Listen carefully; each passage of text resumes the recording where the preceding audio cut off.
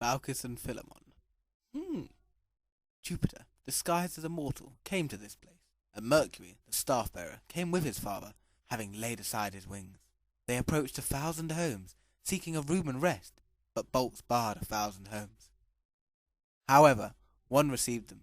Indeed, it was a small one, roofed with straw and reed marshes. But Baucis, a dutiful old woman, and Philemon, who was of the same age, they had been married in their youthful years in that cottage, and in that cottage they grew old together. And by admitting their poverty, and bearing it with a contented mind, they made light of it. Nor did it matter there whether you asked for the masters or the slaves. The whole house comprised of the two of them, and they obey and give orders equally.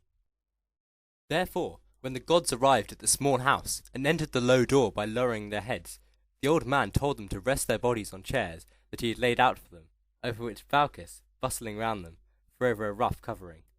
Then she raked through the warm ash on the hearth, and rekindled yesterday's fire, and fed it with leaves and dry bark, and coaxed it to flames with an old woman's breath.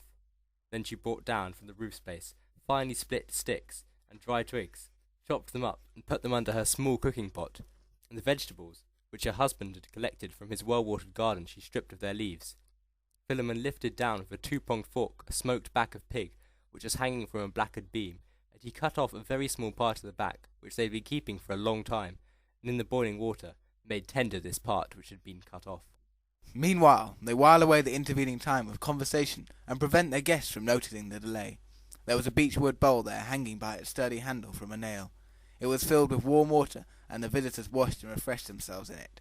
In the middle of the room is a couch with a mattress made of soft marsh grass. Its frame and feet were made of willow. Philemon and Baucis covered this with coverlets which they were only accustomed to spread at festivals, but this coverlet was both cheap and old, a coverlet suitable for a willow couch. The gods reclined at table. Meanwhile, they saw that as often as the mixing bowl for wine was emptied, it was refilled spontaneously and of its own accord. Astonished by the strangeness of this, Baucis and Philemon were afraid, and with their hands facing upwards, they timidly uttered prayers and begged the gods' pardon for the meal with its non-existent preparations. They had a single goose which guarded their very small house, and its masters were preparing to sacrifice this in honour of their divine guests. But with its swift wings it tired out its masters, who were slow with age, and eluded them for a long time. At last it seemed to flee for refuge to the gods themselves.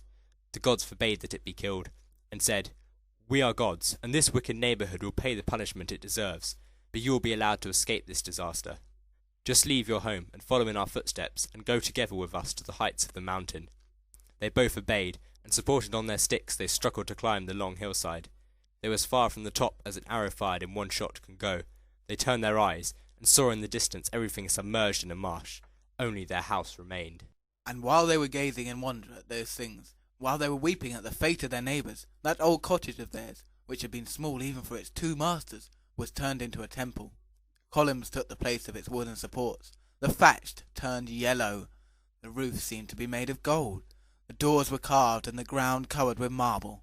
Then Saturn's son, Jupiter, spoke the following words from a calm mouth. "Tell me, honest old man, and woman who is worthy of her honest husband, what do you wish for?" Philemon, having talked a little with Baucis, revealed that their common decision to the gods. "We ask to be your priest and to watch over your shrine. Since we have passed the years together in harmony, let the same hour carry us both off, and may I never see my wife's tomb, and may I not have to be buried by her." Fulfillment followed their prayers. They were guardians of the temples as long as life was granted to them. And when they were worn out with the years and old age, and happened to be standing before the sacred steps, and were talking about the events which had happened there, Baucis caught sight of Philemon growing leaves, and old Philemon saw Baucis growing leaves. And when the treetops were now growing over their two faces, they exchanged words in turn while they could, and said, "Goodbye, spouse!" And at the same time as they spoke, the greenery covered their hidden faces.